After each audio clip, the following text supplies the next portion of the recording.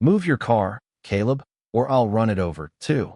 Lydia Rollins yelled from the seat of the roaring bulldozer, her voice slicing through the air like a knife through glass. Imagine that, a pastel blazer HOA president threatening me in broad daylight, while her machine's blade was already chewing into my yard, my father's yard, throwing rocks and soil like 20 years of work meant nothing but trash. Now, you ever have a moment where it feels like the whole universe is holding its breath, waiting to see if you'll break? That was me, standing there as the Queen of Cedar Hollow tore through a dead man's legacy, her laughter echoing over the hiss of my irrigation line as it burst, muddy water spraying everywhere, neighbors peeking from behind curtains, frozen, phones in hand, not daring to do a damn thing. I just stood there, didn't scream, didn't flinch. I memorized every inch of damage, the treads cutting deep, the wall buckling, because I'm a civil engineer. Observation is my weapon, and Lydia just gave me all the data I'd need to bury her with her own arrogance. When she finally killed the engine, she climbed down, looking like she'd just won the lottery, her blazer smudged with clay. "This is your fault," she spat. "I told you to fix this eyesore." I said, quiet but steady. "You just destroyed my property." She didn't even blink. "I restored community standards," she crowed. "Consider this a warning to every non-compliant homeowner." And right there, before she strutted off, I swore I wouldn't let her get away with it. You see, that's the moment the ground started planning its own revenge. She just didn't know it yet. I'm Caleb Mercer, 38, civil engineer, grew up reading land before I read books. My dad, Raymond, built this yard stone by stone, every terrace redirecting rain without erosion. He called it preservation. Lydia called it defiance. After Dad passed, I inherited the house, and every single battle he ever had with the HOA. She always hated our curved terraces, the fruit trees breaking her grid of shrubs. "Your father's style disrupts cohesion," she'd say. Cohesion, her favorite word for control. 2 months ago, she fined me for soil grade variance. I sent her a certified report, my drainage beat state code and HOA standards. She ignored it. Next came threats, violation letters, then this, her personal crusade with a rented bulldozer. No permit, no witness, just blind rage in a rented machine. "You'll regret this," I warned. She smirked. "People like you bark until they realize I bite harder." But I was done barking. I was going to bite back, but I'd leave a mark she'd never forget. After she left, neighbors crept out, silent, staring at the mess. I crouched by the wrecked stonework. Under the dust, the soil was fractured but solid, clay over compacted sand. Her bulldozer nearly slipped on descent, the weight shifting the ground beneath. Dad's old notebook was in the shed, full of slope diagrams. One line caught my eye. "The hill remembers its shape. Force it, and it sinks." That night, every sound outside sounded like Lydia's engine, every shadow her silhouette. By sunrise, though, I had a plan. I wasn't going to sue. I wasn't going to yell. I was going to engineer reality. If Lydia wanted compliance, I'd give her the most perfect, flawless, code-compliant yard she'd ever seen. But beneath it, I'd build a lawful, hidden system. A compliance trench, technically legal but designed so the next time she brought a bulldozer, she wouldn't be standing on solid ground. Morning after, her HOA newsletter hit inboxes, her posing with the bulldozer like a war hero, bragging, "Sometimes tough leadership requires direct action." I ignored it. My battlefield wasn't gossip, it was concrete and soil. I started rebuilding, taking photos, measuring every crack, every displaced stone, every tire print. She violated at least 3 community ordinances and 2 county erosion statutes. See, that's not just vandalism, that's negligence. One bad storm, and the slope under the house could collapse. This was evidence, not emotion. Then Dennis Lowe, the HOA's maintenance guy, showed up, hat in hand. "She called me last week," he said, "wanted to demonstrate compliance enforcement." I told her it was a bad idea, but she said I'd better keep my opinions to myself if I wanted to stay employed. He tried to stop her, but she claimed board authorization. No vote, no record. "Dennis," I said, "don't worry. Just stay out of sight for a few days." He nodded. "She already suspects I talked to you." I told him, "You didn't break anything." She did, and now she'll pay. With Dennis gone, I went back to Dad's notes. One line near the middle. Strength isn't hardness, it's flexibility beneath weight. That's when it hit me. If I rebuilt with modular gravel traps beneath the new stones, the surface would meet every standard, but with one twist. Heavy machinery would instantly destabilize it, sink like a curtain dropping, but without endangering anyone. A lawful, technical trapdoor. As I finished the design, Lydia's voice buzzed on my voicemail, cheerful and poisonous. Your restoration funds are denied. You'll be billed for damages. Be prompt with payment or we'll escalate. I just smiled.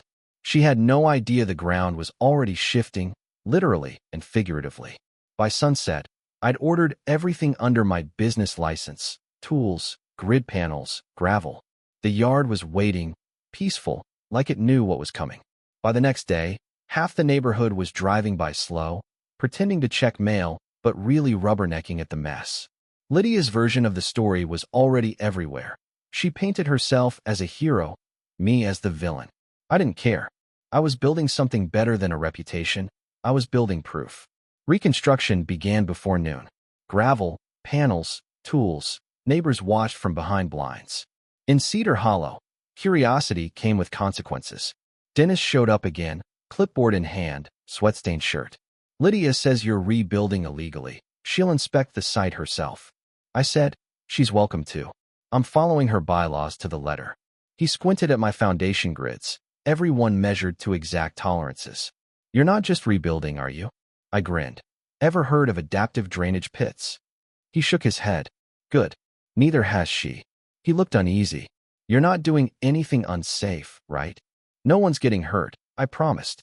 But if someone ignores weight restrictions, well, gravity'll do the rest. He laughed nervously.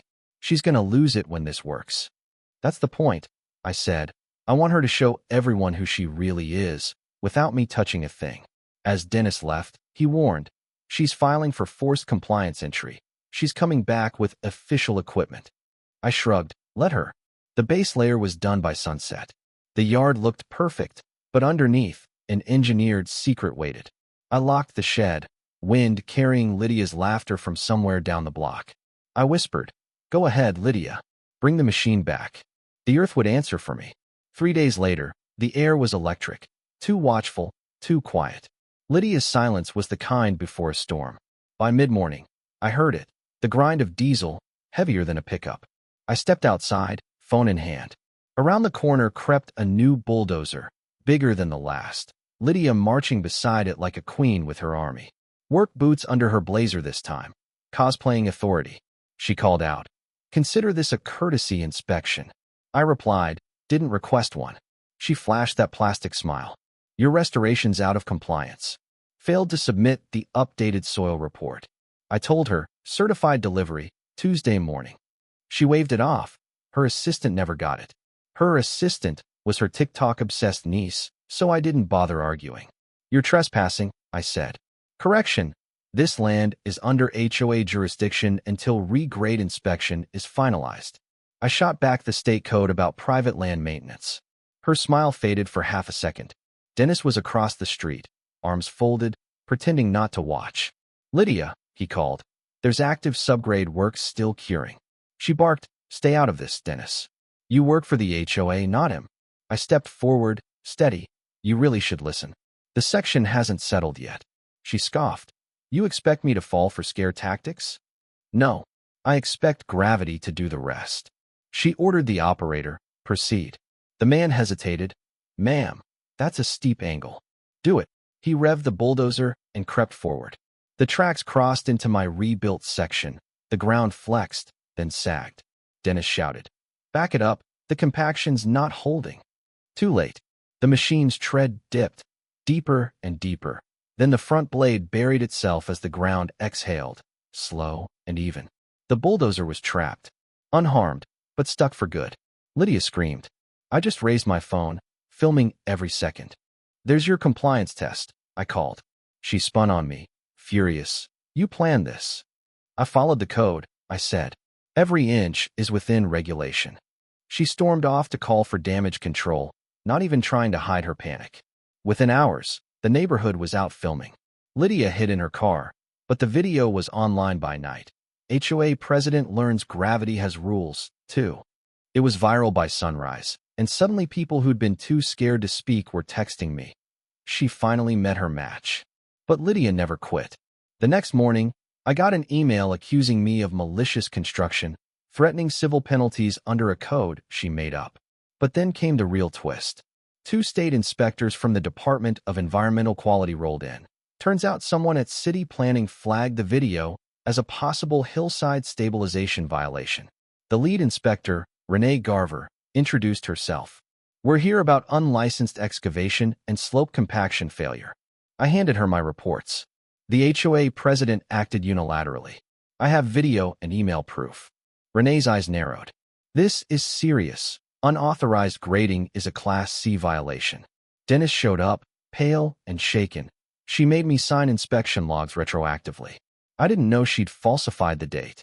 Renee wrote it all down. Falsifying inspection documentation? Another violation. The inspectors took core samples. The soil held up exactly to the legal load threshold.